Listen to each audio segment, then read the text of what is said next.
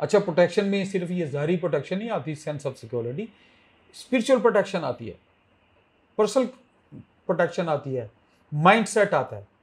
वो रात के 4 बजे भी सोई उठे तो उसको पता हो एक आवाज़ दूंगी तो ये जी करके बुलाएगा, मुझे मेरी रिस्पेक्ट करेगा, मेरी ख्वाहिशों का एहतराम करेगा।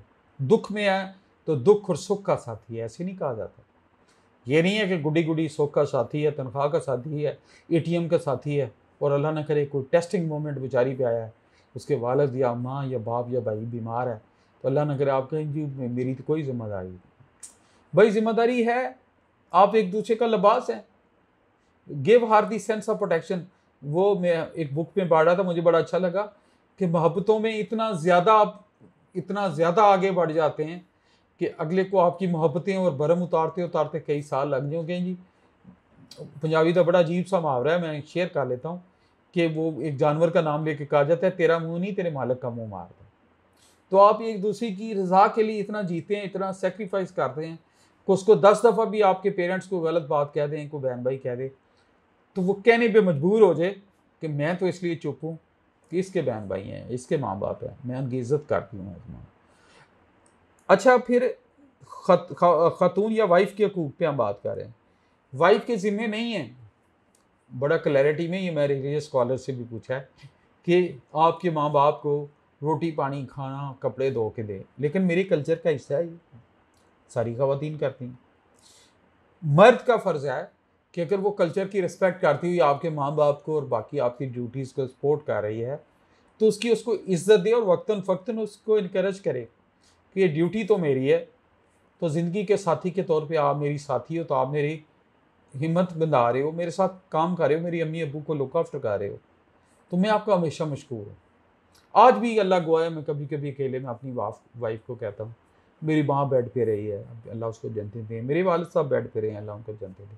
तो मैं वाइफ को कहता हूँ तुम्हारी एक बात नहीं, बिल्कुल मैं मकरूज़ हूँ। मेरे माँ दुनिया से जाने तक माँ और बाप, मेरी माँ मुझे कहते गई है कि ताहिर मैं तुम पे मक्के तक राज़ी हूँ कि इस कंट्रीब्यूशन में तुम्हारा बहुत ज़्यादा रोल है, तुमने मेरी ड्यूटी में मुझे असिस्ट किया, और तुमने अगर मैं कर रहा था, अगर तुम्हारी साथ ना होता तो कैसे कर सकता था। आप देखिए ना, आप हर वक्त मर्द तो घर पे नहीं होता ना।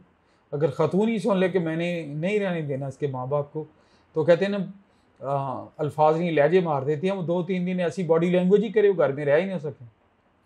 तो ख़तून जो माँ बाप को लुक आफ्टर किया जाता है, जो ख़तून करती है, उसको उसका अप्रिशिएट करें, ऑल्दो उसकी ड्यूटी नहीं है, इस्लामिक उसमें नहीं है उसकी, शी इज़ नॉट बाउंड इस्लामी लिहाज, लेकिन वो करती है। अगर वो करती है तो कल्चर की वजह से है, तो उसको एक्नॉलेज तो करें ना, उसको मोहब्बत तो दें ना। मैंने 2 बातें की हैं अभी तक। पहला मैंने बात की है शादी के लिए नीयत ठीक रखें, दूसरी ज़िंदगी का सुख दुख का साथी समझें। अगली बात मैंने की है उसको ट्रस्ट दें, और ट्रस्ट लिंक है मोहब्बत के साथ, और मोहब्बत लिंक है कॉन्फिडेंस के साथ, ये दें। और अगली मैंने की है जो आपके प्यार के रिश्तों को इज़्ज़त और रिस्पेक्ट दे रही है, माँ बाप को लुक आफ्टर कर रही है आपके साथ, उसका एक्नॉलेजमेंट दें उसको कि थैंक यू वेरी मच, मेरे पेरेंट्स पास रह रहे हैं, आप बहुत ज़्यादा लुक आफ्टर कर रही हो, सो आई रिस्पेक्ट यू पेरेंट्स। मैं अमूमन ये बात करता होता हूँ कि कपल के लिए 4 इंडस्ट्री हैं दुआओं की, 2 अपने पेरेंट्स और 2 दूसरे पार्टनर के पेरेंट्स, 4 फैक्ट्री हैं दोनों की। तो ये चारों फैक्ट्रियाँ हमेशा रवान दुआ रहनी चाहिए दुआओं के लिए।